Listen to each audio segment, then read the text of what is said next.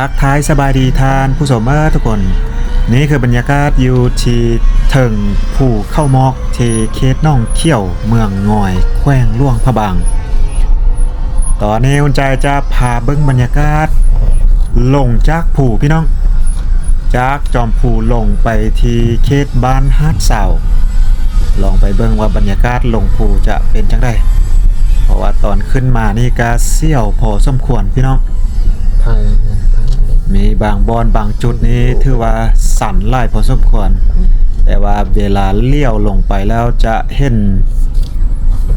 ธรรมชาติเนาะภูผ้าป่าไม้แล้วก็แม่น้ำอู่งามพี่น้องเห็นแม่น้ำอู่อยู่ทางหน้าพุ่นเลยจุดภูเข้ามอกนี่ก็คือเป็นภูที่ว่าสูงพอสมควรแล้วก็ทานสามารถขึ้นมานอนข้างคืนหรือว่ามานอนแคมปิ้งเนาะมานอนเต้นเพื่อเบิ่งทะเลหมอกในตอนเช้าได้เถอะพี่น้องทางนี้ก็เป็นทางแยกไม้นั่นนึงเนาะถ้าเป็นช่วงฤดูฝนนี้ถือว่าขึ้นบ่ได้เลยล่ะแต่ว่าตอนนี้เป็นช่วงตอนแรงเนาะตอนแรงตะเวนกำลังจะตกดินฟ้าก็จะมืดมัวในหนึ่งช่วงนี้แดดบ่มีไล่ปานใดดูสันเขตนี้สันพี่น้องถ้าหากว่าขับรถบ่ซ้ำนานปานใดนี่บ่แนะนำเนาะและอีกอย่างคันท่ารถบ่ร้อยนี่ก็บ่แนะนำขึ้นมาจะสั้นแล้วก็บางบอนก็จะขดโค้งพิลึกเนี่ยจุดนี้สั่นพิลึกพี่น้องต้องได้ค่อยๆลงไปเนาะใส่เกียร์ต่ำสุดนะค่อยๆลงไปเอาเนาะใส่เบรกไล่กับบ่ไหวเด้อพี่น้อง แต่ว่ายอมรับขึ้นมากับวิวงามดีเนาะธรรมชาติภูผ้าป่าไม้พุ่นเบิ่งไปทางหน้าพุ่นถ้ามีตะเวนอาจจะเห็นตะเวนตกงามจุดนี้แต่ว่ามื้อนี้เป็นมื้อที่ว่าฟ้าบดพี่น้องก็เบิ่งไปนำกันเนาะเบิ่งยาวไปจนฮอดบ้านเลยพี่น้องลงไปฮอดบ้านอยู่ลมจะเป็นบ้านฮาดเสาฝากในเป็นฝากทางโก่งกันข้ามกับฝากบ้านน่องเที่ยวเนาะเพราะว่าอยู่อีกทางเนาะอยู่อีกฝากของแม่น้ำอู่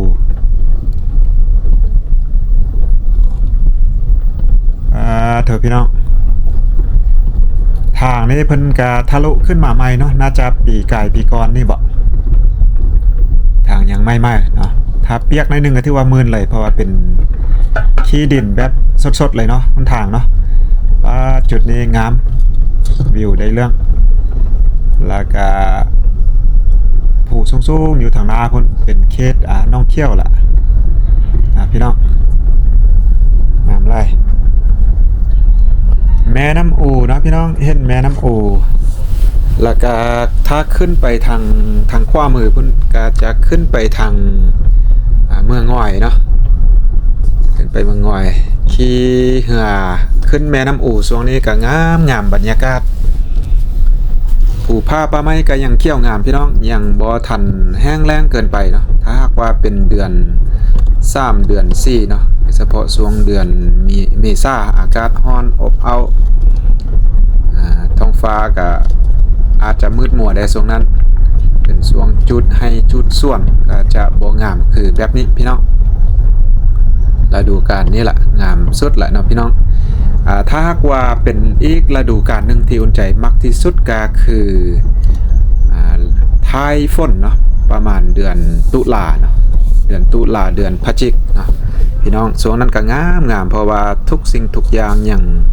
เขี้ยวสะอาดงามตาภูผ้าป่าไม้ต่างๆอย่างเขี้ยวเนาะเพราะว่าหากการแล้วฝนแต่ว่ามาตอนนี้ก็ยังงามคือเก่าเพราะว่าฤดูฝนผ่านมา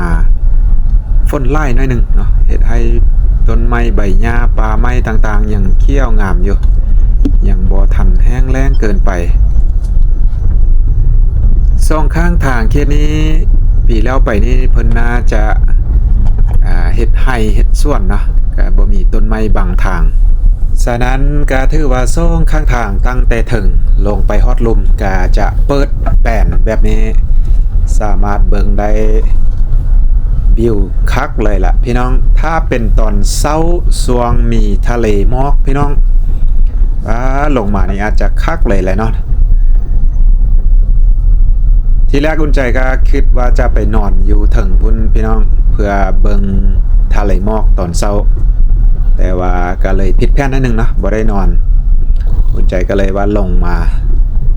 เพราะว่าตอนนี้ก็เริ่มแรงละประมาณ5โมงเนาะ 4-5 โมงละตะเวนกำลังลงแต่ว่ามื้อนี้บ่มีตะเวนพี่น้อง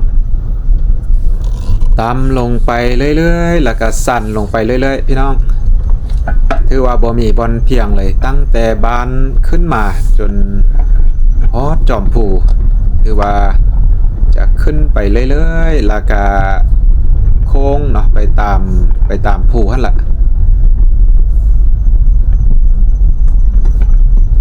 ก็เสี่ยวอยู่พี่น้องเสี่ยวอยู่ถ้าขึ้นมาครั้งทำอิฐเนาะเพราะว่าอุ่นใจเคยขึ้นไป2-3 เทื่อละแต่ว่าขึ้นไปแต่ละเทื่อหันจะขี่รถจักรขึ้นไปเนาะเป็นรถวิบากขึ้นไปก็เลยว่าให้ห่วงเนาะแต่ว่าตอนนี้เอารถใหญ่ขึ้นไปแบบนี้ก็อาจจะเสี่ยวหน่อยนึงพี่น้องตอนขึ้นหันโอเคเนาะตอนขึ้นหันบ่เป็นหยังลงนี่มันจะเห็นแบบหอมผูหอมผ้าเหี้ยวเลิกก็เลยว่าเห็นให้เสี่ยวหน่อยนึงพี่น้องต้องได้ค่อยๆลงใส่เกียร์ต่ำสุดแหละพี่น้องเอ้ยอันบซันนี่พาดมาอันตรายเลยล่ะเนี่ยพี่น้องลงไปเรื่อยๆเนาะจนฮอดบ้านพุ่นแหละอุ่นใจจะทายไปจนฮอดบ้านความจริงแล้วจากบ้านฮัดสาวเนาะขึ้นไปฮอดจอมผูก็บ่ได้ไกลเนาะน่าจะประมาณ10 นาที10 ปลายนาทีได้นึงเนาะบ่ฮอด15 นาทีก็น่าจะฮอดถึงผูละขึ้นไป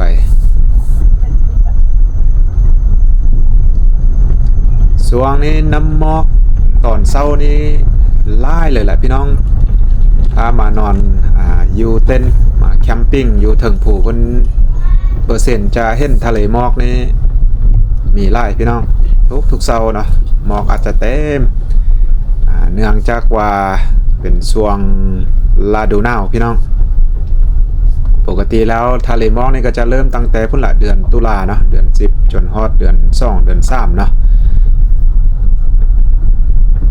นอกจากว่าถ้ามือได้มีลมตอนเช้าคันถ้ามีลมเราจะบ่มีหมอกโอ้ทางในเพิ่นก็ปรับมาเด้อนี่พี่น้องเอ้ยปรับมาเนาะยังเป็นดินเป็นทางสดๆไม่มาอยู่ฝนตกลงมานี่ก็บ่ต้องคิดเลยเนาะจะขึ้นมาพี่น้อง ช่วงฤดูแล้งนี่ขึ้นได้สบายแต่ว่าต้องเป็นรถที่ว่ามั่นใจว่าดีเนาะพี่น้องถ้าปัญหาเรื่องเบรกเรื่องจักรเรื่องย่างนี่ก็บ่แนะนำเนาะขึ้นไปอาจจะตายอยู่กลางทางก็ได้พี่น้องรถเนาะโดยเฉพาะเวลาขึ้นเวลาลงนี่ก็ต้องเว้าเรื่องเบรกเนาะถือสุดยอดเลยลงไปเรื่อยๆไกลสิฮอดบ้านละพี่น้องถึงน้อยนึงก็ฮอดบ้านละเนี่ยจะมีทุ่งนาอยู่ทางหน้าพุ่นเนาะแล้วก็เห็นทางที่ว่าเสื่อมจากน้องเขี้ยวเนาะพี่น้องทางเข้าก็คืออยู่ทางฝากบ้านศพหุ่นอยู่ซนขั้วหันเลยออกจากทางน้องเขี้ยวเนาะข้ามขั้วมาแล้วก็เข้าทางซ้ายมือแล้วก็มาตามทางหันเลยแต่ก็เป็นทางดินแดงเช่นกันพี่น้องทางดินแดงถ้าฝนตกลงมาก็อาจจะลำบากนิดนึงถ้าฝนบ่ตกก็มาได้สบายเลยนักท่องเที่ยวมาหลายเขตนี้พี่น้องบางคนก็อาจจะย่างมาเนาะไปตามทางขี้ดินเนาะเลียบแคมน้ำอู่ขึ้นไปเที่ยวบ้านเลียบแคมน้ำอู่เพราะว่าจะมีไล่บ้านอยู่ส่วนว่าจุดชมวิวหรือว่าจุดแคมปิ้งอยู่ถึงภูแบบนี้อยู่เขตน้องเขี้ยวนี่ก็มีหลายบอนอยู่พี่น้อง มีหลายจุดอยู่แล้วแต่สิเลือกไปเนาะอยู่ใกล้ๆกับจุดที่อุ่นใจขึ้นไปเมื่อกี้คือจุดที่เราลงมานี่ก็คือภูเขาหมอกแล้วก็มีอีกจุดหนึ่งทางเข้าอยู่เขตบ้านฮัดเสาที่เราจะลงไปนี่ก็มีอีกภูหนึ่งเนาะจุดหนึ่งจะเป็นภูเจ้าแรงนะแล้วนอกจากนั้นก็ยังมีไล่ๆบอลพี่น้องบอกว่าจะเป็นจุดขึ้นไปชมวิวซื่อๆชมเบิ้งแต่วิวก็มีเช่นกันหรือว่าจะขึ้นไปตั้งแคมป์นอนข้างคืนเบิ้งทะเลหมอกก็มีไล่บอลเช่นกันเนาะเพราะว่าจะอยู่เขตน่องเขี้ยวนี่แล้วก็ขึ้นไปทางเขตเมืองง่อยเก่าก็มีเช่นกันถ้าท่านได้มักธรรมชาติภูผาป่าไม้กิจกรรมแบบประจนภัยแนะนำมาน่องเขี้ยวนะเมืองง่อยนะหลายคนก็จะรู้จักว่าน่องเขี้ยวนะพี่น้องความจริงแล้วน่องเขี้ยวมันเป็นบ้านน่องเขี้ยวนั่นเองแล้วก็จะมีไล่ๆหมู่บ้านเนาะไล่ว่าเป็นเขตเมืองง่อยสิซะพี่น้องเมืองง่อยเนาะเมืองง่อยก็อยู่แขวงหลวงพระบางนี่แหละตอนนี้เอาลงมายักว่าต่ำสุดแล้วพี่น้องลงมาแล้วก็ขึ้นได้นึงแล้วก็ลงไปนี่ก็ฮอดบ้านละจะไปฮอดทางแยกอยู่ทางหน้านี่แหละพี่น้องก็ถือว่าสุดยอดเนาะถ้าทานได้บ่อยากขี่รถขึ้นย่างขึ้นไปก็ได้เช่นกันอาจจะใช้เวลาเพียงแต่ประมาณ30 นาทีออกจากบ้านขึ้นไป5จอมพู30-40 นาทีนี่สูงสุดละพี่น้องเพราะว่าขี่รถก็บ่ได้ไหวเนาะขี่ซ่าๆใช้เวลาอยู่ประมาณ10 ปลายนาทีนิดนึงฮอดทางแยกเลี้ยวขวานี่ก็ไปตามเส้นทางดินแดงเรียบแคมน้ำอูไปก็ไปผ่านไล่หมู่บ้านเนาะอันนี้ถือว่าเราไปทางน่องเขี้ยวเนาะก็ไปทางน่องเขี้ยวแล้วบ้านฮัดเสาก็อยู่ทางหน้านี่พี่น้องสุดยอดไปมักแบบเงียบสงบเป็นธรรมชาติแล้วก็เป็นบ้านแบบอย่างดั้งเดิมเนาะประชาชนยังอาศัยใช้ชีวิตแบบตามวิธีลาวๆอยู่เขตนี้ก็ถือว่าเหมาะสมที่สุดเลยพี่น้องถ้าเทียบใส่อยู่หลวงพระบางวังเวียงหรือว่าเขตอื่นๆที่ว่านักท่องเที่ยวไปไล่ๆโดยเฉพาะนักท่องเที่ยวจีนเนาะตอนนี้เต็มอยู่เขตหลวงพระบางวังเวียงนครหลวงวิจันทร์แต่ว่าเขตนี้นักท่องเที่ยวจีนยังมาบ่ฮอดเถื่อพี่น้องเพราะว่าถนนหนทางเนาะหลักๆก็คือถนนหนทางในการเที่ยวมานี่อาจจะไกลนิดนึงแล้วก็ใช้เวลาแด่นิดนึงและทางก็อาจจะบ่ดีปานได้โดยเฉพาะออกจากหลวงพระบางมาฮอดเขตเมืองง่อยนี่100 กว่ากิโลเมตรก็อาจจะใช้เวลาไป 4-5 ชั่วโมงพี่น้องในการเดินทางหลักๆนักท่องเที่ยวจีนก็จะไปตามเส้นทางรถไฟเนาะฉะนั้นหลวงพระบางก็คือเป้าหมายทำอิฐและก็วังเวียงนครหลวงวิจันทร์ไปตามๆกันเนาะประมาณนั้นพี่น้องโอเคเนาะสำหรับวิดีโอนี้ก็สิประมาณนี้พี่น้องอย่างใดก็เส้นเก่าเส้นเดิมขอบใจทุกท่านทุกๆ FC ที่เข้ามาติดตามและรับชมช่องอุ่นใจมาโดยตลอดพี่น้องหากท่านได้เข้ามาแล้วก็อย่าลืมเข้าไปกดไลค์กดแชร์กดติดตามเพื่อเป็นกำลังใจให้อุ่นใจได้คลิปต่อๆไปสำหรับคลิปนี้ก็สิขอลาท่านผู้ชมไปซ้ำนี้พี่น้องเจอกันคลิปต่อไป